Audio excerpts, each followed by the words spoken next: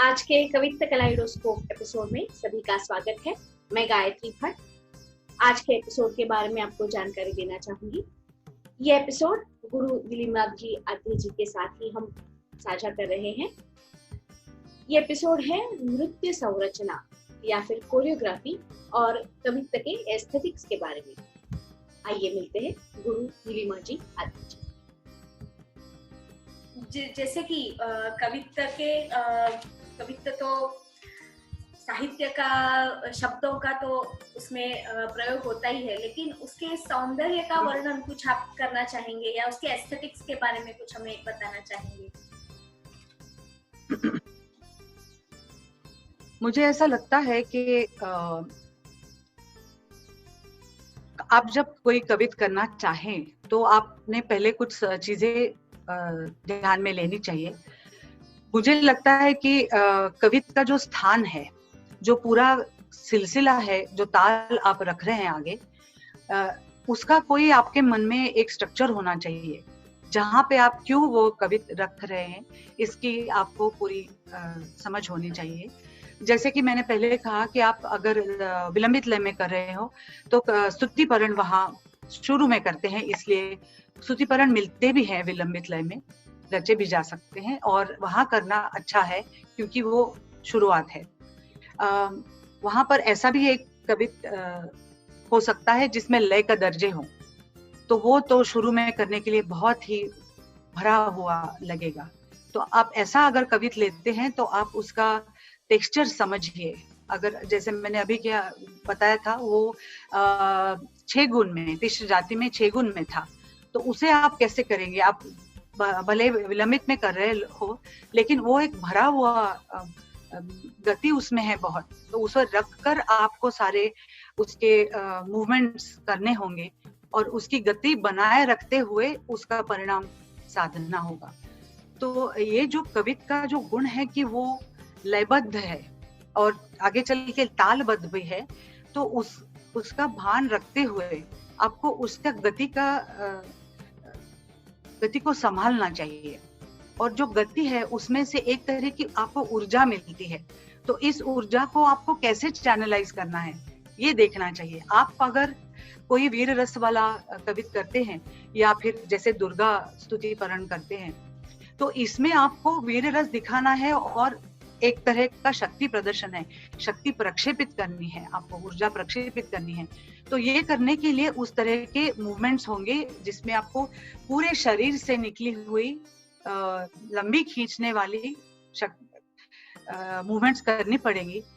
और अगर आप इस तरह के मेघ गर्जन जैसे कर रहे हैं, बीच में मैं आपको टोकना चाहूंगी कि जैसे कि आप ये बता रही हैं, तो आप तो मतलब आपका जो थीसिस है वो बिल्कुल कथक और कोरियोग्राफी के ऊपर ही बेस है, तो आप मुझे इसी के ऊपर प्रकाश शायद आप डाल रही हैं कि कवित्त को कोरियोग्राफ या संरचना उसकी करनी कैसे चाहिए, इसके बारे में शायद आप हमें ये ज्यादा जानकारी दे रही हैं, ऐसा मुझे प्रतीत हो रहा है। तो क्या मैं बराबर हूँ?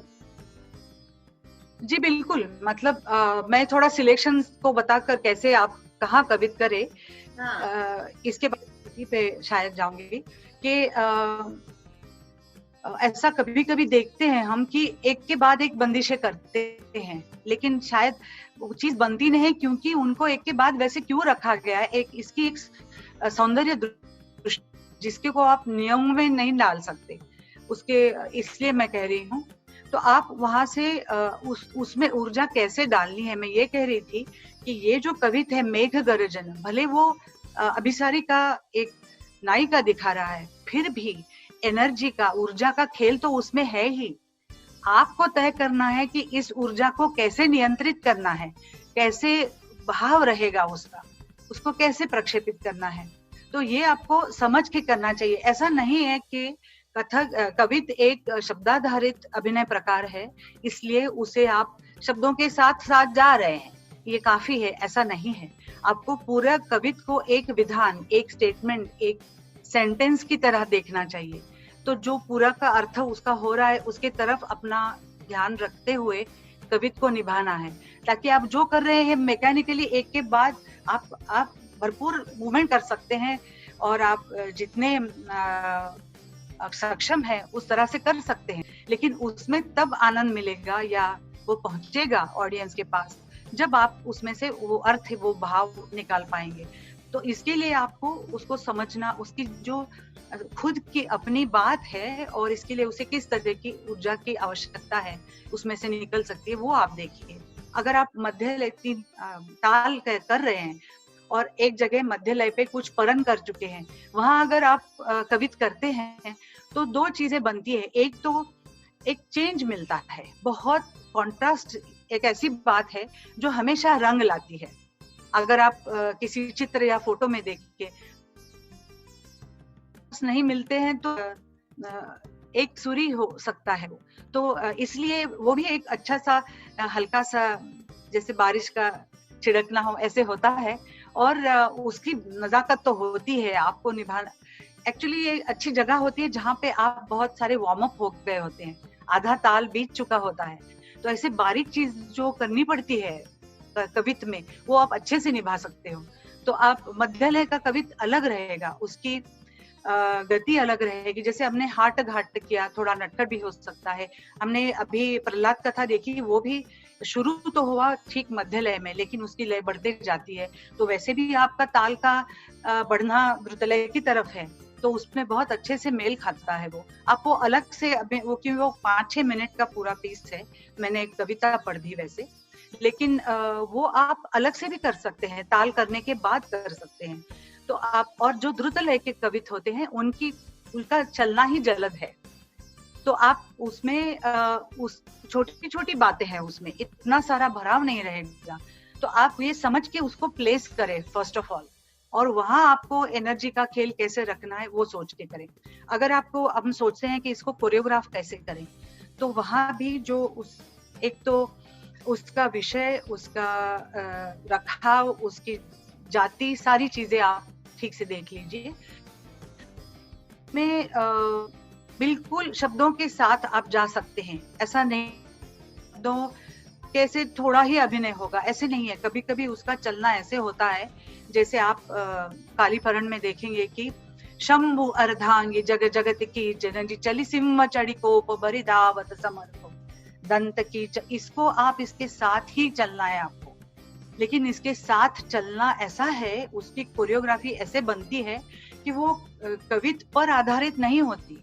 जो डांसर खुद करना चाहता है वो सिर्फ कवित में से कहा जाता है ऑडियंस के लिए, और ये एक साथ चलना ही आवश्यक है, उसी में से वो ऊर्जा बनती है और निकलती है। कभी कभी ऐसे होता है कि एकाध आप कवित ले सकते हैं जिसमें आप स्पेसेस ओपन कर सकते हैं, जैसे कि प्रहलाद में भी है, जो मैंने कहा नहीं क्योंकि मैंने सिर्फ कविता बताई आपको। लेकिन अगर आप उसमें कहते हैं कि ये जो शिव भक्त हिरण्यकश्यपु हैं, उन्होंने तप किया, तो आप बीच में 2 आवर्तन ले सकते हैं उनका तप दिखाने के लिए। तो ये जो ऐसी कुछ चीजें होती हैं, या आपको एक जो चल रहा है बहाव, महत्वपूर्ण चीज कहने के लिए, उसमें ठहराव लाने के लिए या भाव गहरा करने के लिए आप रुक सकते हैं, उसमें थोड़ा भाव विदाउट वर्ड्स भर सकते हैं और आगे फिर कविता को पकड़ के चल सकते हैं। इसको मैं कहती हूँ कि स्पेसेस खोलना। ये चीजें हमें रोहिणी जी ने सिखाई है, और कई कविता और कई जगह हैं जिसको एक्चुअली मैं बताना चाहूंगी। लेकिन एकदम एक पकड़ के एक दो गिरिधर ब्रिजधर ऐसे वो बचपन का होता है, ऐसे आगे ना करें। आप शब्द के साथ जा सकते हैं, लेकिन आपका अभिनय ऐसा होना चाहिए वो सारी बात कहे। तो इस तरह से कवित से अलग क्या मिल सकता है वो आपको देखना चाहिए। अभिनय की कितनी सारी विधाएं हैं। तो ठुमरी में अगर आप अभिनय कर रहे हैं तो उसमें तो आप अगर इशारा कर दे तो गायक आपके लिए एक आध लाइन बार बार गाएगा या आलापी मिलेगी। आप एलाबोरेट करना चाहते हैं अपनी भावना के अनुसार, आप टाइमिंग के अनुसार आप भाव कर सकते हैं, तो आप बंधे हुए नहीं है वहां पे। In fact then whole responsibility is yours कि आप अपने टाइमिंग के हिसाब से कैसे अभिनय करते हैं। तो ये टोटली अलग है। लेकिन कविता का स्कोप क्या है वो आप लेना चाहिए, और जितना ज्यादा से ज्यादा उसमें से आप दे सकते हैं एक कथक का सुंदर पहलू बना के, वो आपको करना चाहिए। और मैं कुछ कुछ रचनाएं, मैं एक रोहिणी जी की रचना के बारे में कहूंगी। उन्होंने एक कविता रचा था 3 ताल में, और इसकी एक विशेषता यह है कि संगीतात्मकता इसकी बहुत देखने चाहिए कि शब्दों की रचना कैसे है।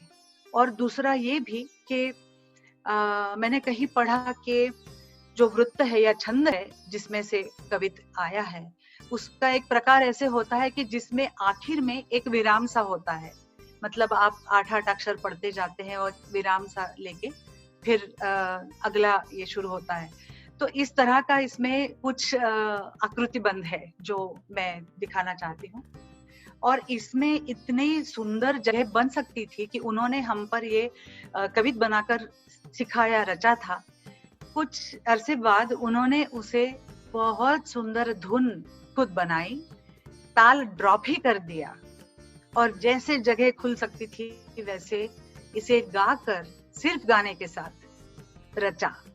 और वो इतना सुंदर बना है कि मैं बता ही नहीं सकती। लेकिन हम कविता के बारे में बोल रहे हैं, तो ये कविता मैं छोटा सा है, पढ़ के बताती हूँ आपको। जटिल गंग सिर चंद्र भंग, कर त्रिशूल धारी नट नटत हे ए वांग, सखी शैल पुत्री गणराज संग पुनि रमत हे ए, शुभ्रकांति अरुनील कंठ नित वसत हिमाचल श्रृंग हे ए, भ्रुकुटी भंग रहे भवन दंग, असुर दमन कृत कृत्य हे, असुर दमन कृत कृत्य हे ए, असुर दमन कृत कृत्य हे। और इसमें बाद में एक छोटा सा परन लगता है। तो इसके जो जटिल गंग सिर चंद्र भंग, कर त्रिशूल धारी नट नटत है, ये इतना सुंदर लगता है देखते हुए। और ये जो बहुत सांगीतिक इसका चलना है, साउंड है, और फिर उसपे मतलब ये जो विषय है और जो बना है काव्य, तो उन्होंने सोचा कि इसको और जगह देनी चाहिए। तो इस बारे में, इस कविता के बारे में उन्होंने जगह इस तरह से खोली कि उन्होंने फ्री कर दिया उसको। ये उनका अपना चॉइस था। लेकिन कविता में कभी कभी जगह बन सकती है। आप आधा आवर्तन, एक आवर्तन बीच में ले सकते हो, या कुछ चीजें रिपीट कर सकते हो, ये हो सकता है। तो ये मुझे आपको जरूर बताना था। हाँ, बहुत मुझे लगता है कि रोहिणी ताई एक खुद नर्तक थी, और वो जब करती होंगी, कविता करती होंगी, तो उस हिसाब से वो सोचती होंगी। तो शायद उसी वजह से उन्होंने वहाँ पे जगह छोड़ दी कि यहाँ पे मैं कुछ कोरियोग्राफी में दिखाऊंगी चीजों को। तो ये शायद उसको एक नया आयाम मिला कि विजुअलाइज उसको, वो कविता सिर्फ साहित्य के हिसाब से नहीं, एक विजुअल के हिसाब से शायद वो सोच के लिखती होंगी। इसके लिए उन्होंने ऐसे सुविधाएं। It is not only the visual, it is not only the visual. ये सही है कि नृत्य का हम विजुअली देखते हैं, लेकिन नृत्य के मतलब जो उसका अभिनय का एलिमेंट है, उसके लिए उपयुक्त हो ऐसे ही लयबद्ध काव्यों को हम कविता कहेंगे हमारे लिए, कथक के लिए। हाँ, ऐसे मतलब नृत्य का गुण उसमें दिखाने के लिए जो है, रचने के लिए है, उसमें होना चाहिए। तो ये बहुत सुंदर एक एग्जाम्पल है। कुछ रोहिणी जी के कुछ अलग भी कविता रचे थे। उसमें से एक है जो उसका बहुत थोड़ा अंश मैं पढ़ती हूँ, लमछड़ कविता है। एक्चुअली ये मराठी में आप उसको कविता भी बोल सकते हैं, कविता भी बोल सकते हैं। तो मैंने क्या किया कि इसमें जो छंद मुझे सुनाई दे रहा है, वो छंद मैंने पकड़ा, 3 ताल में है। ये काव्य रोहिणी जी का है। हाँ। मैंने इसके ऊपर कोरियोग्राफी की थी। तो मैं कैसे कोरियोग्राफ कैसे करना चाहिए इसके बारे में कुछ कह रही हूँ, इसका एग्जाम्पल देके। तो हाँ, तो ये इसमें से जो निकल रहा है छंद अपने आप, वो पकड़ के मैंने उसे सेटल कर दिया 3 ताल में।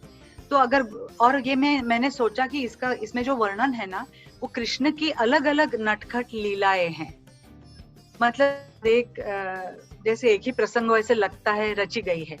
तो इसे ग्रुप में 4-5 लोगों को लेके करना बहुत मुझे लग रहा था कि इसमें स्कोप है। तो एकदम एक झटके में 2-3 लोग मिलके उसे खड़ा कर रहे हैं तो दिखाई देता है कि क्या वर्णन हो रहा है। तो इसमें तकिट तकिट तक तकिट तकिट तक तकिट तकिट तक ताता तकिट तकिट तक तकिट, ऐसे हर एक फ्रेज इस तरह से बज रही थी। और ये जो कवित है वो है बघ बघ सखी तरी वाट रोखे माझी हरी, हात कंकणांचा धरी घडा ढळे डोईवरी। इसका मतलब ये है कि सखी देखो तो ये बीच में मुझे रोकता है और मेरी जो चूड़ियां हैं वो हाथ पकड़ता है तो मुझे संभालनी पड़ती है, तो तब तक मेरा घड़ा नीचे गिर जाता है। तो ये इसका चलना जलद है, बहुत गति है इसमें, लेकिन ये बहुत ऐसे अगर हम सुने बघ बघ सखी तरी वाट रोखे माझी हरी, हात कंकणांचा धरी घडा ढळे डोईवरी। इतना इसमें से छंद सुंदर से सुनाई देता है। वो ताता करके मैं छोड़ देती थी, तो एक एक फ्रेज उसकी छूटते हुए तक तक ताता ऐसे जाने से बहुत मिठास आ गई, बहुत नटखटपन उसमें आ गया। और इसको मैं अगर ये एक उसमें से जो दृश्य है वो दिखा के आगे जाती है और कुछ दिखाने के लिए, ये छंद लगता है, वो उस छंद के साथ आप रहते। The whole point is being in a chhand, जैसे उसकी उत्पत्ति है कवित की। तो इसमें ये बहुत मीठा लगता था। अगर हो सके तो मैं उसका वीडियो आपको भेज दूंगी, थोड़ा सा उसमें से।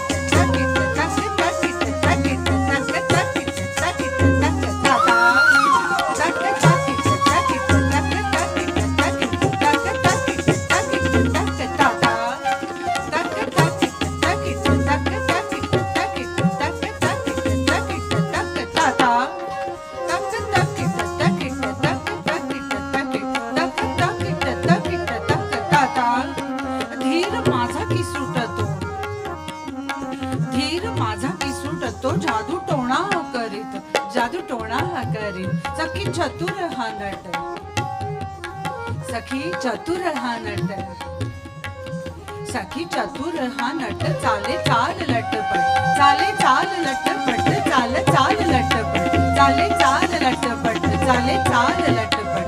तक ताता तकिट तकिट तक तकिट तकिट तक तकिट तकिट तक ताता तक तकिट तकिट तक तकिट तकिट तक तकिट तकिट तक ताता तक तकिट तकिट तक तकिट तकिट तक तकिट तकिट तक ताता तक तकिट तकिट तक तकिट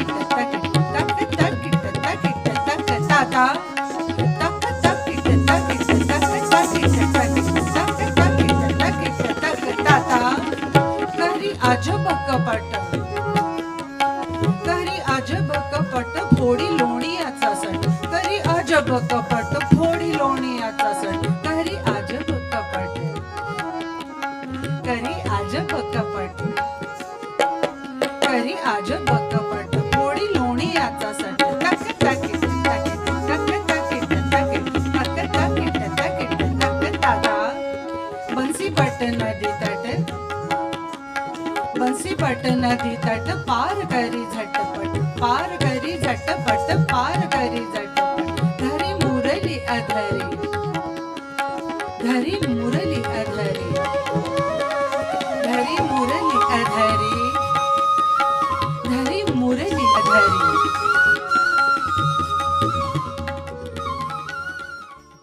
तो ये इसमें मुझे लगा कि ये 2-3 चीजें की छंद लगाएं, इसको जगह जगह पे खोलें, ग्रुप में करें, ये सारी चीजें, इसका जो टेक्सचर है, इसके जैसे रखा है रोहिणी जी ने, उससे मुझे लगा कि ये अच्छा रहेगा और मुझे लगता है सक्सेस गया। तो ये भी आप, इसलिए मैं बार बार कह रही थी कि आप उसका टेक्सचर देखिए। रोहिणी जी का कवित है, डिमिक डिमिक डिमि डमरू बाजे, मृदंग कहत धान धान देता, खिट खिट खिट कर ताला बाजे, खिट किण किट किण करत मंजीरा। इस तरह से है। तो ये मतलब परमेलू के बोल हैं इसमें और कवित है। तो मैंने सोचा कि इसमें जगह बनती है वाद्यों की आवाज अलग अलग लाने की या इसमें भरने की।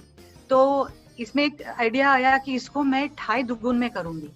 और ठाई दुगुन ऐसे नहीं कि ठाई करके बाद में दुगुन, उनको मैंने एक साथ पिरोया। तो मैं आपको बताना चाहूंगी कि कैसे ये जाएगा।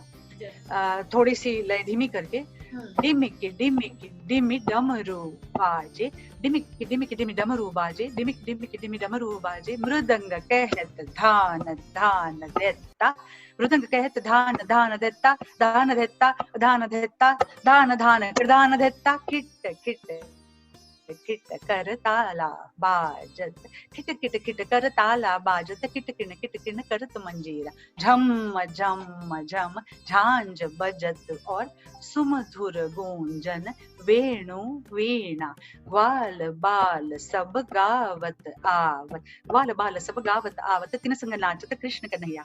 और आगे नटवरी बोल है। लेकिन मुझे ऐसा लगा कि ये करने से उसका स्कोप और थोड़ा भरा हुआ बन गया। और जो जैसे किट किण करत मंजीरा, इसका स्वभाव है जो नाजुक है, फास्ट है, तो उनकी जगह बन गई, खुल गई। तो मुझे ऐसे लगता है कि आप जरूर पखावज के बोल तो और नटवरी बोल तो उसमें ऐड करके भी रख सकते हैं, अंत में होते भी हैं। लेकिन ये इस तरह से उसको ठाई दुगुन का टेक्सचर मिला, तो भराव आ गया, एस्थेटिक सेंस बढ़ गया, मतलब सौंदर्य उसमें और आ गया। और वो प्रेक्षक या दर्शक को अपील हुआ ज्यादा कि उसकी जो ध्वनि है, सारे आवाज है, वो शायद उनको ज्यादा और पहुंचे। और ये जब आपने पढ़ा तो इतना सुंदर लगा। और जैसे कि हम ऑटोमेटिक डोलने लगते हैं उसमें कि छंद भी है और उसमें अरे ये तो सरप्राइज एलिमेंट है उसमें कि ये दुगुन हो रही है, फिर वापस हम, तो जैसे कि वो जो लय का चलन है और उसमें जो सरप्राइज एलिमेंट है वो बहुत ही सुंदर लग रहा है।